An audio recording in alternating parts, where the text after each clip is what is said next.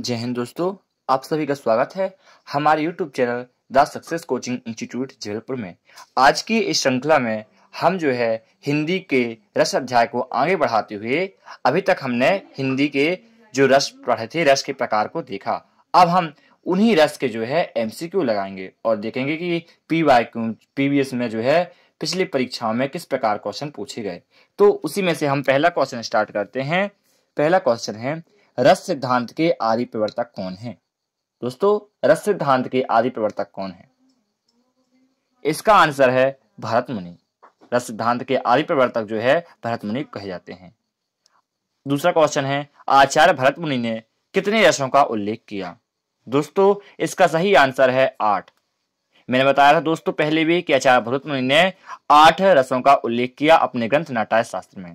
दोस्तों, तीसरा क्वेश्चन है, काव्य शास्त्र में हास्य के कितने भेद माने गए हैं? तो दोस्तों, इसका आंसर है 6 कि हास्य के जो है 6 भेद माने गए हैं।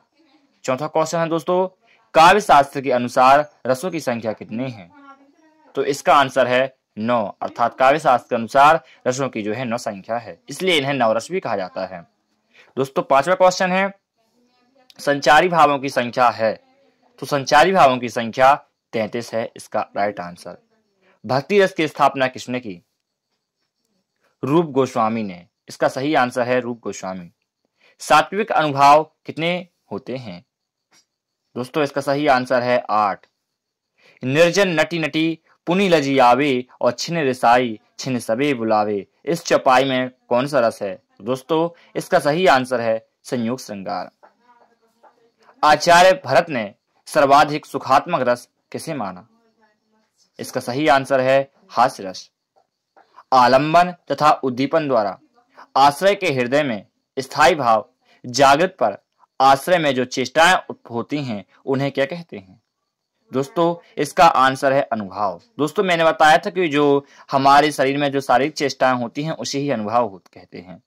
11वां क्वेश्चन है, मज्जा मास रुधिर पतन नारे सुनि मिचली कस होई निहारे। दोस्तों, इसका सही आंसर है विभत्स। विभत्स रस का स्थायी भाव है। दोस्तों, इसका जो है सही आंसर वो है जुगुप्सा। सर्वाधिक प्राचीन संप्रदाय कौन सा है? तो दोस्तों, वो है रस। सर्वाधिक प्राचीन रस संप्रदाय रस कौन सा है? तो वो है सर्वाधिक प्राचीन संप्रदाय कौन सा है दोस्तों? रस।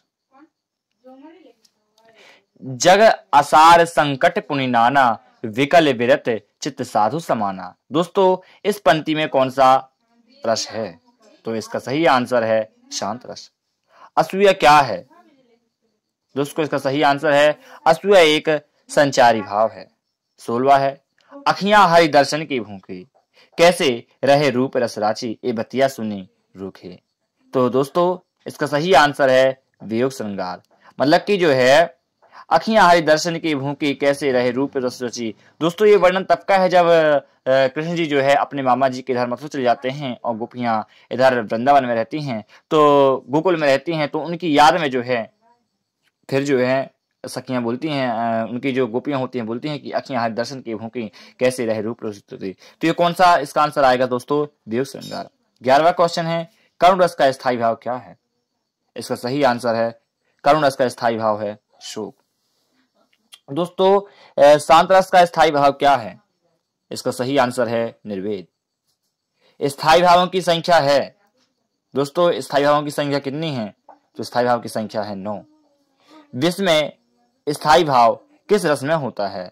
तो विष में स्थायी भाव जो है किस रस का होता है दोस्तों? तो इसका सही आंसर है अद्भुत रस का स्थायी भाव जो है विष में होता है। अब विंध्य के और नेक्स्ट क्वेश्चन है, विंध्य के वासी उदासी तपोव्रती महाबेनु नारी दुखारी गोता में तई तुरी तरी तुलसी सो कथा सुनी भे मुनि वृंद सुखारे है सेला सबे चंद्र मुखी पर से पद मंजुल कंजे तिहारे कीनी भली रघुनायक कंजू करुणा करी कानन को पगुथारे। दोस्तों, इसमें जो है ना इसका जो आंसर है वो हास्य रस है। दोस्तों, यदि इसका भावार्थ निकालें तो उस टाइम की बात है जब राम जी जो है जब वो जो एक कौन हुआ करते थे, जो गौतम तय तुलसी कौन अहिल्या हुआ करती थी, जब वो पत्थर की हो जाती है तो वहां जो मुनि लोग रहते हैं उन्होंने सोचा कि अरे राम जी तो पत्थर को छू देते हैं तो स्त्री बन जाती है। तो जो मुनि लोग वहां रह रहे थे उस शिलाओं में जो तपस्या कर रहे थे पर्वत में, तो उन्होंने सोचा कि राम जी जो हैं इधर कब आए और इन पत्थरों को छुएं तो वो स्त्री बने। तो एक हंसने की बात है कि साधु होकर जो है एक स्त्री की कल्पना करना या एक नारी की कल्पना करना, ये जो है एक हास्य का प्रतीक होता है, इसलिए जो है इस पंक्ति में हास्य रस है। अब नेक्स्ट क्वेश्चन है, जथा पंखे बिनु खगयति दीना, मीने बिनु फल करिबर करहीना, असमम जीवन बंधु बिने तो ही, जो जड़ देव जियावहु मोहि। दोस्तों इसका आंसर ही आंसर है करुण रस।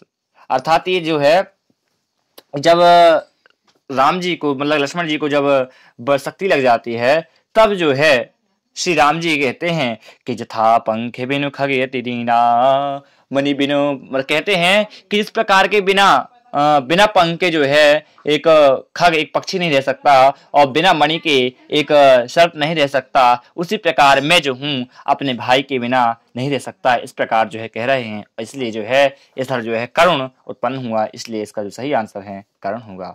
वात्सल्य रस की सर्वप्रथम चर्चा किसने की? दोस्तों मैंने बताया था कि वात्सल्य रस की सर्वप्रथम चर्चा मम्मट ने की थी। विश्व में कौन सा रस है? तो स्थायी भाव। विश्व में जो है स्थायी भाव रस होता है। वाक्य रसात्मकम काव्यम वाक्यम, रसात्मकम काव्यम वाक्यम रसात्मकम काव्यम। दोस्तों किसका कथन है? तो ऐसा जो है विश्वनाथ जी का कथन है। एक ओर अजगर ही लखी, एक ओर मृगराय, विकट बटो ही बीच ही परियो मूर्छा खाए। दोस्तों इस पंक्ति में जो है भयानक रस है। अर्थात यदि हम कहीं ऐसे रास्ते में खड़े हों और एक ओर अजगर हो और एक ओर जो है शेर हो, बाघ हो, तो हम क्या लगेगा दोस्तों? डर लगेगा, भय लगेगा। इसलिए जो है ऐसी परिस्थिति को देखकर हमको डर लगेगा, इसलिए इसमें जो है दोस्तों भयानक रस है। अब नेक्स्ट क्वेश्चन है, सही दशा के कारण वचन में आए परिवर्तन को जो है हम क्या कहते हैं दोस्तों? तो भाव दशा के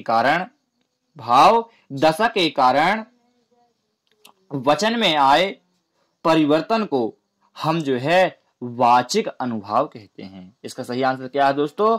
वाचिक अनुभाव। रस जो है खालिस्तान ब्रह्म है। तो इसका दोस्तों सही आंसर क्या होगा दोस्तों? तो इसका सही आंसर होगा कि रस जो है आनंद ब्रह्म है। मैंने ऐसा बताया था दोस्तों कि रस का शाब्दिक अर्थ क्या होता है? आनंद। इसलिए जो का सही आंसर है वो आनंद होगा। रौद्र रस का स्थायी भाव क्या होगा? तो दोस्तों इसका सही आंसर है क्रोध। जुगुप्सा का स्थायी भाव किस रस से संबंधित है? तो इसका सही आंसर है विभत्स रस। इसका दोस्तों सही आंसर क्या होगा? विभत्स रस।